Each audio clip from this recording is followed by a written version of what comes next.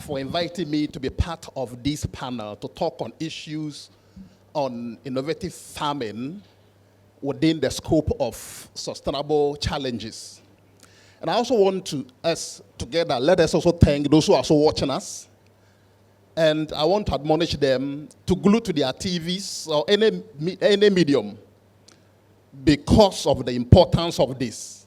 And even just reflect what you've eaten, you don't know where it's coming from.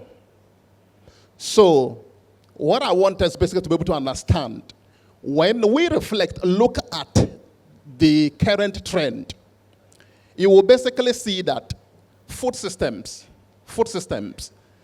in Ghana, in the globe, are under serious threat. Look at the case of Ghana, Galamsey, land degradation. Look at geopolitics. Look at Uncle Trump, where most of our funding, when it comes to agribusiness or agriculture in this country, are donor funded.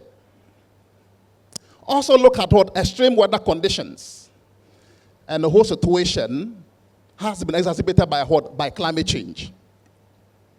So within this context, I want us to understand that whether we like it or not, our traditional or conventional farming cannot sustain this country if we want to actually achieve that level of food security. So now, what is the way out?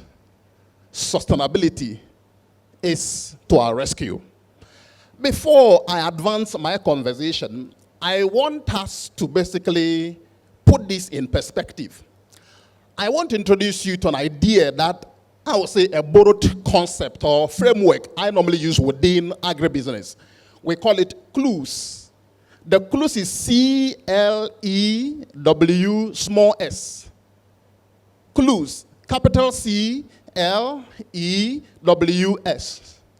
The C is climate change. The L is land or related land use. The E, capital E, is energy or energy-related issues. W is water systems. Now, tell me, any farming practice, be it conventional, sustainable, these three integrated systems, tell me, we use water on our farms, energy-related on our farms, and land use. They are integrated. The way we are going to deploy these three integrated systems would impact on climate. If I should be running, let's say maybe a diesel-powered plant on my farm, look at the fumes. What is happening to the climate? The fumes also happen to that. Distortion of what? Of ecosystem. Now, the water systems, if we don't use the water systems properly, what do you think will happen to us? We are also hot in a very big issue. So in this context, these three integrated systems are vulnerable to climate.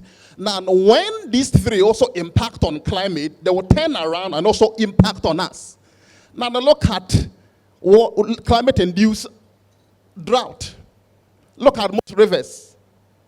So if we understand this concept, whatever we talk about, be it conventional farming, be it sustainable farming, these three must be the bedrock of all our discussions. Now, let me now proceed. I want to now make a very strong case why we need a very strong transitioning into what? Into sustainable farming. Look, most of us here, we apply fertilizers. Do you know the consequence of fertilizers? They run into our water bodies. What happens to us? They go in there to actually induce the growth of invasive species. Most of the waters, rivers have been rendered what? Dead. We say what? They are what? Stranded. That is one. Pesticides. We keep on spraying for pesticides. What happens? Excessive pesticides basically has destroyed a lot of what? A lot of, let's say, the ecosystem what? Structure.